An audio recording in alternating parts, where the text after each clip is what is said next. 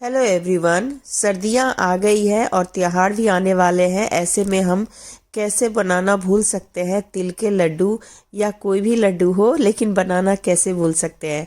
तो चलिए आज मैं आप लोगों के लिए बनाने जा रही हूँ तिल के लड्डू। और ये तिल सफ़ेद तिल है जो कि मैंने लिए हैं 250 ग्राम।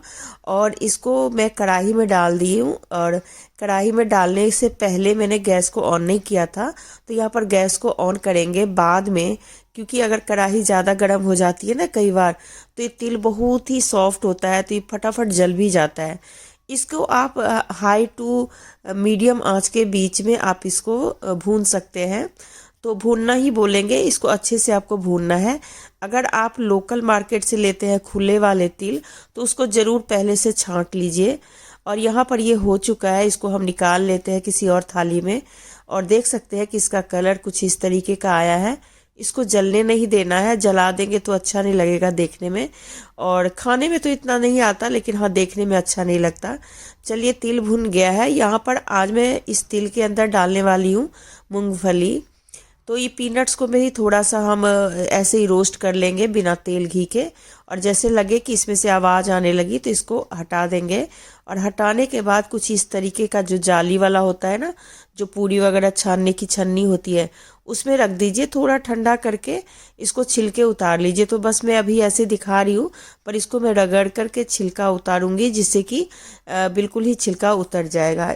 एक और तैयारी कर लेते हैं। चाशनी के लिए गुड़ हमें डाल लेना है। तो गुड़ को मैं पहले तोड़ लेती हूँ। ये ढेले वाली गुड़ होती है ना, थोड़ी गोल गोल सी बना करके शेप में बेचते हैं। तो इतना बड़ा अगर आप कढ़ाई में डालते हैं ना, तो क्या होता है, वो गलने में थोड़ा सा टाइम लगता है। तो सर्दियों में एक तो गर्माहट बहुत आती है, ऐसे तिल और चीज मतलब काफ़ी सारी लाई वगैरह जो होती है ना, हम लोग लाई बोलते हैं। तो लाई वगैरह खाने से ना एक तो गर्माहट भी बहुत होती है। ठंड भी बहुत तेज हो रही है, दिल्ली वगैरह की साइड में बहुत ठंड पड़ रही है। तो ऐसे में मतलब आप ये चीज़ें ज़रूर बना करके खाएं। अगर नहीं बनाना आता है तो आप मेरी वीडियो को देखें। मैंने यहाँ पे आधा कप पानी दिया दिया है कढ़ाई के अंदर, और 1.5 कप मैंने गुड़ लिया है। तो ये जो नाप है ना, मतलब माप है, ये कई बार ना अंदाजन भी बनाए जाते हैं। जैसे आप मान लीजिए 200 ग्राम मैंने तिल लिया है, तो 100 ग्राम मतलब गुड़ डाल देते हैं, ऐसे करके करते हैं। मतलब हाफ मान के चलिए। और पानी आपको नहीं डालना है ज़्यादा। अगर ज़्यादा पानी डाल देंगे तो वो फिर सही से आपका बनेगा नहीं। यहाँ पर मूंगफली थोड़ी गर्म थी पहले, तो अब ठंडी हो गई है। इसको मैं रगड़ करके, और देखिए इस छिलके को हटा देती हूँ इस तरीके से। और आपको ऐसा ही तैयार करके रखना है। चलिए यहाँ पर चाशनी अब धीरे धीरे बन रही है, गुड़ की जो चाशनी होती है ना। तो मैं तो तेज़ आंच पे ही बना रही हूँ। अगर आपको लगे कि मीडियम आंच पे बनाना है, तो आप मीडियम पे भी बना सकते हैं। एक बार चेक कर लेते हैं कि ये हुआ है कि नहीं। तो अभी नहीं हुआ है, क्योंकि देखिए ये गुड़ ना कटोरी के तली में जाके चिपक गई है, जबकि एकदम ठंडा पानी है। ऐसे में अगर हो गया होता तो ये चिपकता नहीं, वो तली को ना छोड़ देता है। तो ऐसे करके थोड़ी थोड़ी देर पे मैं चेक करती रही कि कब होगा, और चलाती रही, बिना चलाए उसको छोड़ना नहीं है। अगर तो इस तरीके से अगर चलाते रहेंगे तो चिपकेगा नहीं। यहाँ पर मैं 1 चम्मच घी डाल रही हूँ, जिससे कि थोड़ा सा टेस्ट भी अच्छा है, और बहुत ही सॉफ्ट सा वो बन जाता है तिल। तो यहाँ पर लास्ट टाइम देखिए मैंने इसको ऐसे किया, तो फिर भी ये थोड़ा सा चिपक रहा है, लेकिन अब ये होने ही वाला है। क्योंकि बस इसको अब मैं 2 मिनट के लिए और चलाऊंगी। और उसके बाद देखिए जब मैंने इसको पानी के अंदर डाला, तो ये बिल्कुल ही गुलटी जैसा बन गया। तो इसका मतलब है कि अब ये हो चुका है, और इसको अब पकाने की ज़रूरत नहीं है। सबसे पहले हम इसके अंदर मूंगफली डाल देंगे। और मूंगफली थोड़ा कम था, तो इस वजह से जल्दी पहले ही डाल देते हैं। और उसके बाद जो तिल को हमने भून के रखा था, उस तिल को डाल देंगे। उसके बाद आपको आपको ना बस थोड़ा सा मिला के, और उसके बाद आँच को बंद कर देना है। फिर ज़्यादा टाइम नहीं लेना है, क्योंकि अगर आप आँच को ऑन रखेंगे ना, तो गुड़ और भी पक जाएगा। तो थोड़ा सा हो सकता है टाइट, मतलब सख्त हो जाए चाशनी इसकी। तो बस मैंने आँच अब बंद कर दिया है, और इसको मिला रही हूँ। अच्छे से मिलाना है आपको। और देख सकते हैं कि जैसे जैसे आप मिलाएंगे ना तो गुड़ अपने आप ही ऊपर की तरफ एकदम अच्छा सा कलर लेते हुए और सारा तिल को मिक्स करते हुए बहुत बढ़िया सा एक लोई सा बन जाता है। तो जैसे लगे कि अब कलछी नहीं चल रही है तो इसका मतलब है कि अच्छे से मिल चुका है। और अब इसे हम ठंडा करेंगे, लेकिन ज़्यादा ठंडा नहीं करना हमें, ठंडा पानी हाथ में लगा के और इसको उलटते पुलटते हुए एक बार और मिला के और फटाफट बनाना शुरू करेंगे। इसमें एक बात है कि आपको हल्का सा गर्म तो लगेगा और थोड़ा सा लगता है, लेकिन फटाफट बन जाता है अगर आपकी चाशनी अच्छी बनी होगी तो। अगर आप मेरे तरीके से बनाएंगे तो आपके लड्डू बहुत ही बढ़िया बनेंगे। अगर आपको समझ में नहीं आया हो तो एक बार और देख लीजिएगा। और छोटे या बड़े साइज के आप अपने मन से बना लें तिल के लड्डू। मैं क्या करती हूँ ना कि एक तो गोल गोल बना लेती हूँ और दूसरे को थोड़ा सा चपटा कर देती हूँ कि जिसको जो भी पसंद हो वो अपना खा सकते हैं। तो यहाँ पर ठंडा पानी हथेली पे ज़रूर लगाएं और फटाफट हो जाता है। अगर आप अकेले बना रहे हैं तो थोड़ा सा जल्दी जल्दी करना पड़ता है, अगर 2 लोग हैं तो हो ही जाता है। यहाँ पर जो सबसे लास्ट का जो हिस्सा बचता है ना, वो क्योंकि ठंड है तो ये थोड़ा सा ठंडा होने पे फिर ये बनता नहीं है, चिपक जाता है। तो इसको ना आप दोबारा से आंच पे चढ़ा दें और जैसे जैसे ये गर्म होगा ना वैसे वैसे ये पिघलने लगेगा गुड़। और कुछ इस तरीके से दबा दबा के पूरी जो मिश्रण है उसको आप गर्म करें, पूरी तरह से गर्म करें। मतलब उसको दोबारा से वो मत उबलने मत दें, लेकिन हाँ हल्का सा गर्म कर लें। और उसके बाद इसको फटाफट आप चाहे तो किसी और बर्तन में डाल के इसका लड्डू बना सकते हैं या फिर कढ़ाई में ही रख के आप बना सकते हैं। तो देखिए मैंने इसको अच्छे से मिला लिया है और अब मेरा काम है कि कलछी के ऊपर से इसको निकाल लेना, क्योंकि अब इसके बाद जो बचेगा ना उसको तो मैं धोने में ही यूज करूँगी। तो यहाँ पर मैं छोटे छोटे ही लड्डू बना रही हूँ, आप चाहे तो बड़े बड़े लड्डू भी बना सकते हैं और बहुत ही आसानी से जल्दी जल्दी बन जाता है। मैं कई सालों से बना रही हूँ, कई बार तो सोचती हूँ कि अब अगले साल से नहीं बनाऊंगी और मैं फिर से बना लेती हूँ, क्योंकि इसका जो स्वाद है ना वो अपने हाथों का कुछ अलग ही होता है। दुकान से जो हम खरीद के लाते हैं उसका स्वाद ऐसा नहीं होता। तो देखिए मेरे तिल के लड्डू तो बन गए और कई लोगों को लगता है कि चीनी वाली सही होती है, गुड़ वाली नहीं, लेकिन देखिए कितना सुंदर लग रहा है और एकदम सॉफ्ट रहता है, कोई दिक्कत नहीं होती है खाने में। चलिए तिल के लड्डू मैंने बना लिए, इसको रखते हैं एक साइड। और अब मैं उसी कढ़ाई के अंदर एक बार और गुड़ डालूंगी और गुड़ की चाशनी बनाऊंगी। तो यहाँ पर फिर से मैंने 1 कप गुड़ डाला और आधे कप से भी थोड़ा सा मतलब आधा मैंने गुड़ और डाला, बस इतना ही गुड़ डाला। और इस गुड़ को बिना पानी के हम पिघलाएंगे और इसकी चाशनी बनाएंगे।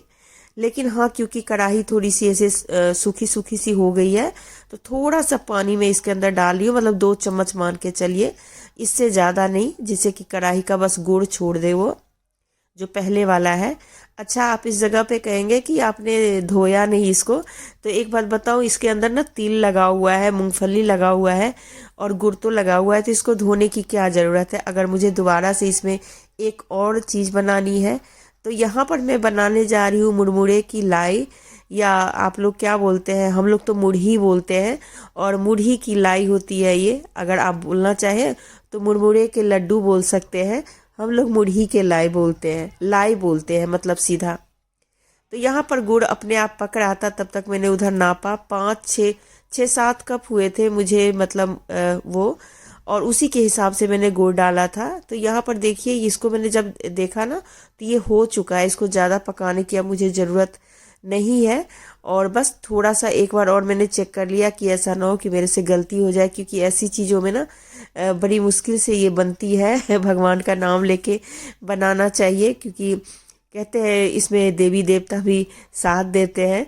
तो चलिए इसमें हो गया है और अब मुझे इसमें मैंने घी वगैरह नहीं डाला, और इसमें घी नहीं डालना चाहिए क्योंकि इसमें घी डालने से ना फिर ये थोड़ा सा सॉफ्ट हो जाएगा तो मुरमुरे बनेंगे नहीं।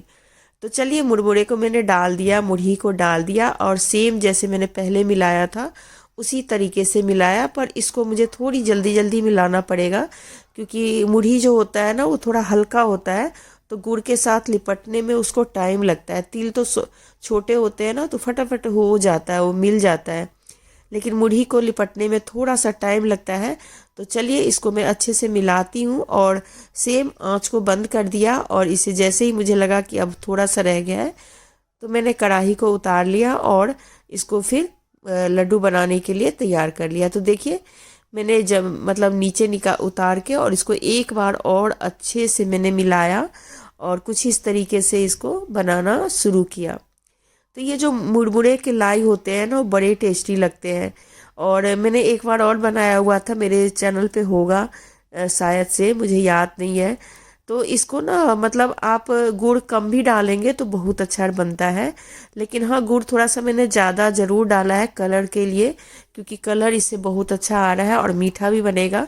पिछली बार मैंने बनाया था तो थोड़ा सा कम मीठा बन गया था, तो इस बार मैंने इसीलिए नाप के बनाया कि जिससे कि ना अच्छे से लाई बने। और लाई बनाते टाइम बस एक ही चीज़ का ध्यान रखें, इसको जोर से दबाना नहीं है। जैसे हम तिल के लड्डू को दबा दबा के बना रहे थे ना, वैसे इसको दबाना नहीं है, हल्के हाथों से इसको लड्डू बनाना है।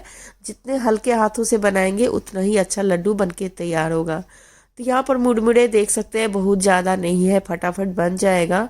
और अगर हेल्प लेनी हो तो आप ले सकते हो, लेकिन इतने कम के लिए तो मतलब कोई ज़रूरत नहीं है वैसे। तो इसका भी सेम है कि क्योंकि ये धीरे धीरे ठंडा होने लगता है तो बनने में दिक्कत होती है। तो जितना बन पाया उतना मैंने बनाया और फिर सेम तरीके से हल्का सा गर्म किया और उसके बाद इसको मैंने दोबारा से लड्डू बना लिए। तो देखिए बड़े छोटे सारे साइज़ के मैंने बनाए हैं, कोई एक साइज़ के नहीं बनाए। और यहाँ पर ये लड्डू कैसे लग रहे हैं, सबसे लास्ट में ज़रा सा बच गया तो मैंने छोटा सा बना लिया। अगर आपको भी ये रेसिपी पसंद आई हो तो इसे लाइक करके शेयर कर दीजिएगा कहीं ना कहीं, और चैनल पे बने रहने के लिए, ऐसी ही यमी यमी रेसिपी देखने के लिए सब्सक्राइब करके बेल आइकॉन ज़रूर दबा लीजिएगा। तिल के लड्डू को हमेशा किसी अच्छे से कंटेनर में डाल के बंद करके रखिए, जिससे कि उसमें हवा नहीं लगे। ये आराम से आप 15 दिनों तक खा सकते हैं। अगर फैमिली बड़ी है तब तो 5-6 दिनों में निपट जाएगा, क्योंकि होती ही इतनी टेस्टी है। अगर छोटी फैमिली है तो 15 दिन तो आराम से ये चल जाएगा। इसको फ्रिज में बिल्कुल मत रखें, इसको बाहर ही किसी रैक वैक में रखें, मतलब किचन के किसी कबर्ड में रख दें। और लाई को भी सेम तरीके से किसी प्लास्टिक के कंटेनर में या आपके पास जो भी अच्छा सा कोई डब्बा हो उसमें रखें। तो अभी तो मैंने तिल को इसमें रख दिया है। अब लाई के लिए मैंने थोड़ा सा दूसरा डब्बा ढूंढना है, क्योंकि उसमें बड़े बड़े हैं ना तो उनको बड़े डब्बे में रखना पड़ेगा। पर ये रेसिपी कैसी लगी वो ज़रूर बताइएगा, मुझे इंतज़ार रहेगा आप सभी के कमेंट का। फिर मिलते हैं अगली रेसिपी के साथ, तब तक आप इंजॉय कीजिए इसके साथ। Bye bye.